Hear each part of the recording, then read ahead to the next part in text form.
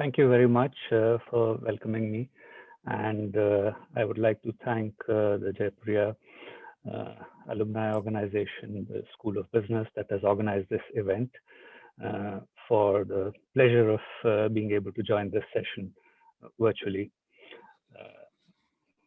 Shri Shishir Jaipuria, with whom I have the pleasure of sharing my first name, Dr. Mishra, Dr. Chaturvedi, Dr. Narang, Mr. Venkatraman, Saurabh Goyal, who is a very dear friend, was a year senior to me at Jaipuria as well as at IIT, and have kept in touch over the years.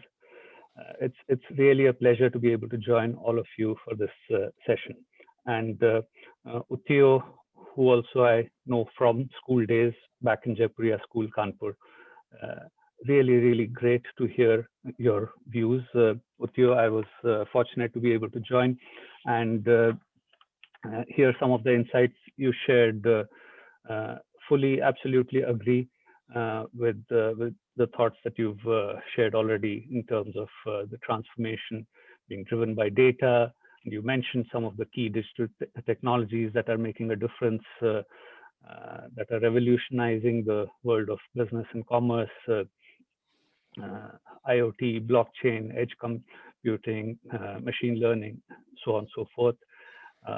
And really importantly, the message that you shared about people and culture being the two key planks that are actually going to drive success going forward. I feel I don't need to take any time to speak much from my side, but as requested by Professor Rini, I would just like to lay the groundwork for this session, for this topic about reimagining business in the emerging digital ecosystem.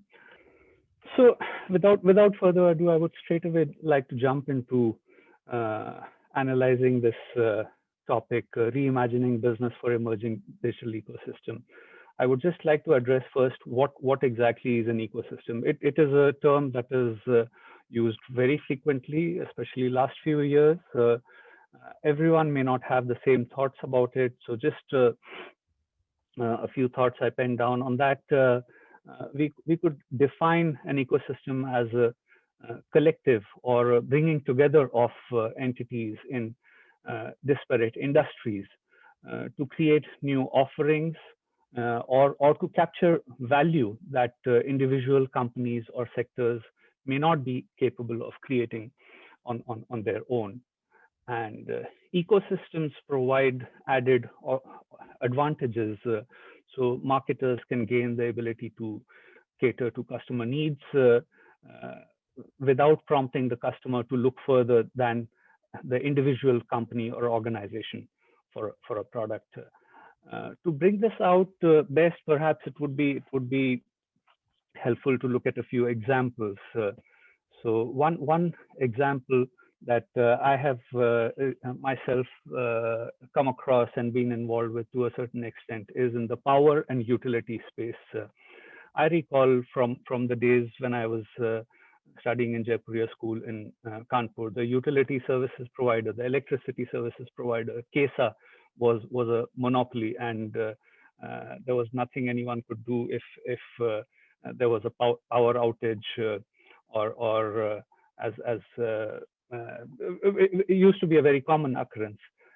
Today, of course, all over the country, we might be past that stage, but the way the utility space is changing, what I have witnessed over here in the UK, so renewables, smart metering, smart grids are reshaping the sector, and partnerships across sectors are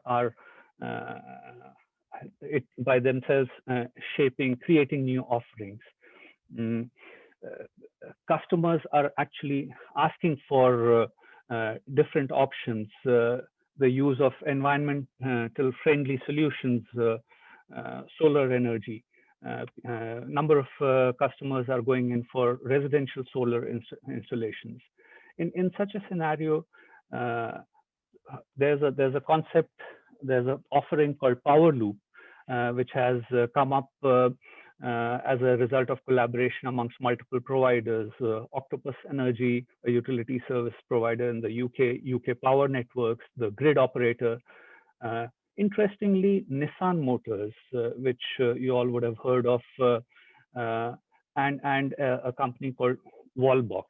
They have come up with a concept called V2G, vehicle to grid, which is a new way of thinking about home energy management with the ability to have a constant energy cycle, allowing energy to flow from the grid to the house to a car battery and flow back in the other direction as well. So from car battery to power your home and even supply the grid.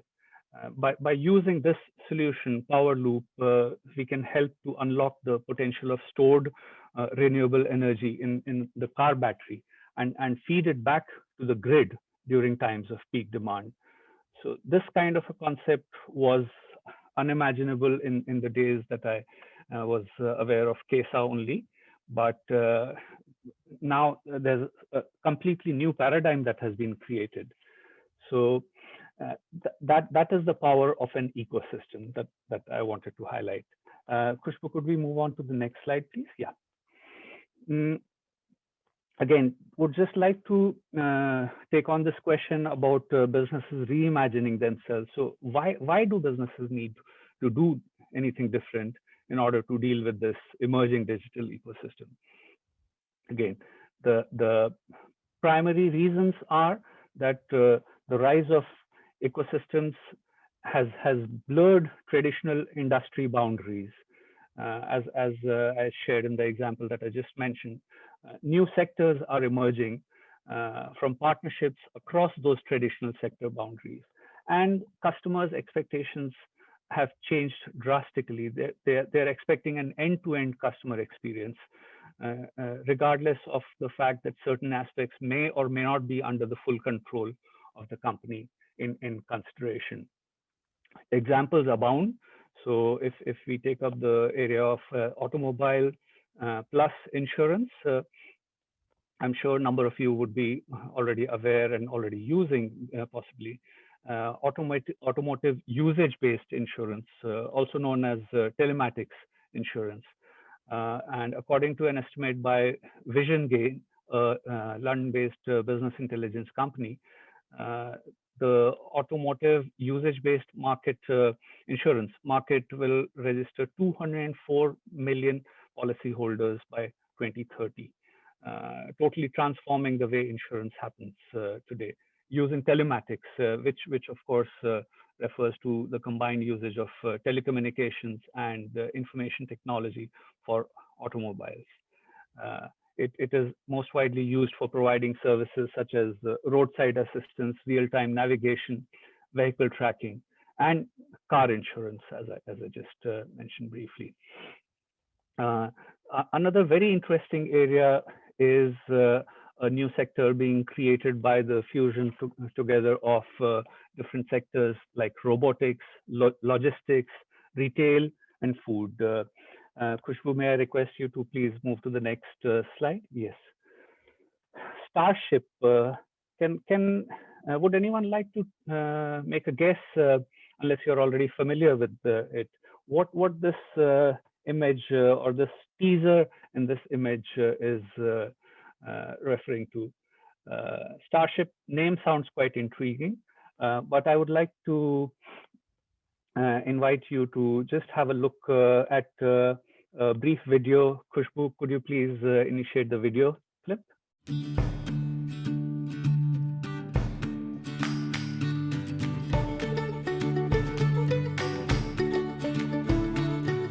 The delivery robots are amazing. I must have used the service 50, 60 times. When I haven't got time to go out, if I'm working from home, it's great to have lunch.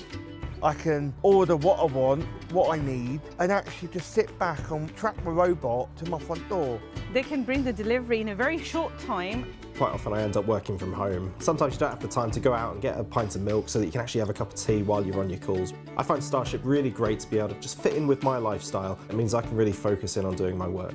My wife amazingly has donated a kidney so that I can receive a kidney. With both of us out of action and unable to drive, it's been brilliant just being able to pop onto the app, order the things you need without having to trouble anybody else, without having to walk to the shop. We trust that they always get here because there's never been a problem. Every time we've ordered something, it's always arrived promptly. I had guests coming over from Birmingham. When I was putting everything together, I realised I'd forgotten the yogurt. Robots to the rescue, and the robots were here before the guests came. If I do a big shop, half my food just goes to waste. So I just buy small amounts, and actually this allows me to do it.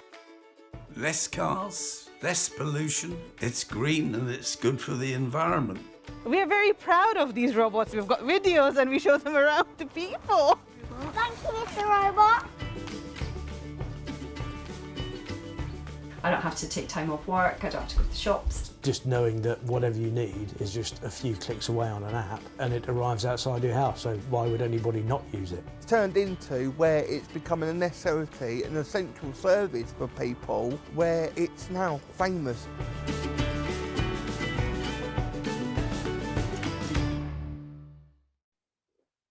All right. Thank you, Khushbu, for that, for sharing that video. I don't know what your thoughts are amongst the audience, but I personally found it very, very inspiring.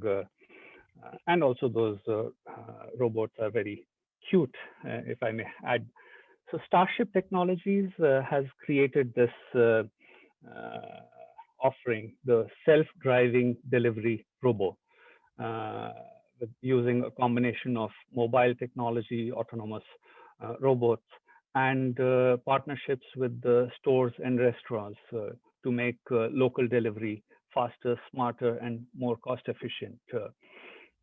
Some of the recent headlines from their website in the news section are robos are delivering food to Oregon State students, and the university heralds it as ideal for the coronavirus pandemic. Another headline is Town of the Future, Milton Keynes, which was featured in the video that you just saw. Milton Keynes finds its moment in pandemic. And another one saying Save Mart deploys sidewalk robots for delivery. So again, not taking a bet on an individual company or idea, but what I wanted to bring out was how customer expectations, advances in technology, blurring between industry sectors has created new opportunities like never before. Khushbu, could we please move on to the next slide? Thank you. Yeah, I would again quickly like to address a few points on this question: what do businesses need to succeed in the emerging digital economy? Actually, once I was approached by the Jaipuria organization on this topic, I took out a little time to write a short article that I've shared on LinkedIn, where I had actually elaborated on these 5 keys to success. But just talking about them briefly over here. Culture of innovation. Again, we heard from Utyo earlier about the focus on people and culture. Organizational structures need to evolve to support and embrace innovation, to foster that mindset of change throughout the organization. And to be very clear, just setting up one team or a focus group to carry out innovation in a closed chamber is not going to cut it. This has to be pervasive, has to be embraced throughout the organization. Second important plank or key for success, customer centricity. Having a relentless focus on delivering a seamless, unified customer experience that meets customer needs and takes away user pain points based on a 360-degree view. And this is applicable whichever industry, whichever sector you might be operating in.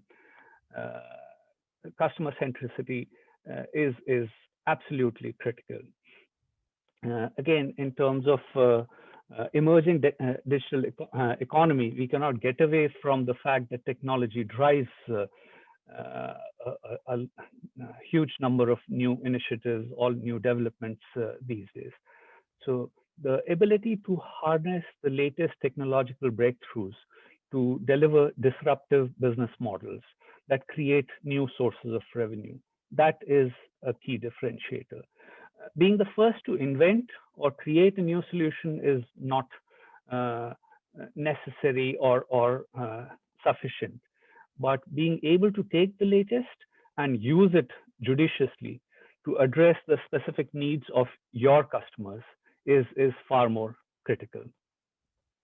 The next point I'd like to highlight as a key factor is business agility.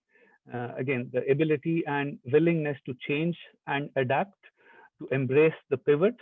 I heard Utyo talking about the pivot as well previously. So for successful startups, the ability to embrace the pivot has always been very critical and has been their hallmark. But this is equally important now for large established businesses as well, as they face off to challenges from unexpected quarters. So traditional successful businesses have to face the tricky challenge, disrupt yourself or be disrupted.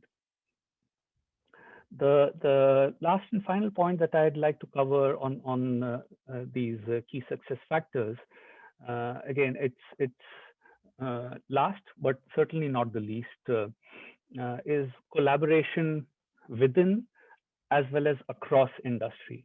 And this is commonly understood or referred to as partnerships. I have the privilege of actually managing the mandate for partnerships at TradeStream at present, after having worked in the product and customer experience areas. True partnerships and successful collaborations offer win-win opportunities to all the participants.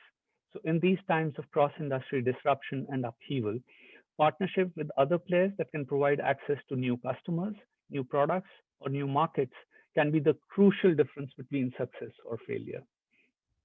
Khushbu, could we please move on to the next slide? Yeah. Here I have just tried to put down a framework for businesses reimagining themselves. And I know that there are much more capable and knowledgeable folks here in the audience, and we heard from Saurabh and Utyo previously. But the way I thought of structuring these success factors, sorry, not the success factors, in terms of key enablers for businesses to reimagine themselves, there are certain strategic factors like renewed focus on value creation for customer. This determines the extent to which leadership teams are able to work out precisely why, where, and how their organizations create value. A clear, concise prioritization of top opportunities sounds self-evident, but does not happen all the time. So it is absolutely imperative to zero in on precise actions and opportunities. Reallocation of resources towards these priorities, again, sounds quite simple, but difficult to achieve. And again, one thing worth bearing in mind is that this reallocation includes shifting human capital, more important than any other areas, not just money or investment. I'd also like to address some of the structural and cultural factors that are essential. These are what one could call necessary but not sufficient conditions. Non-hierarchical, flatter organization structures that are more nimble and agile. People close to the edges of the organization, those that are closest to customers, partners, and communities, need to have a high degree of autonomy to make decisions, innovate, and get things done. A high degree of alignment is required across all groups and teams to ensure that they have shared goals and to ensure that the right things get done in the first place. And again, last but in no way the least, the ability to learn, adapt, and change quickly. Organizations that equip their employees with the meta skill of learning how to learn will be better able to thrive and succeed in these challenging and exciting times. Khushbu, we can just move on to the next slide. I would like to thank everyone for the opportunity. Thank you patiently for listening to me. And anyone that would like to get in touch with me can reach out, please, through the LinkedIn or Twitter handles that I just shared. Thank you very much.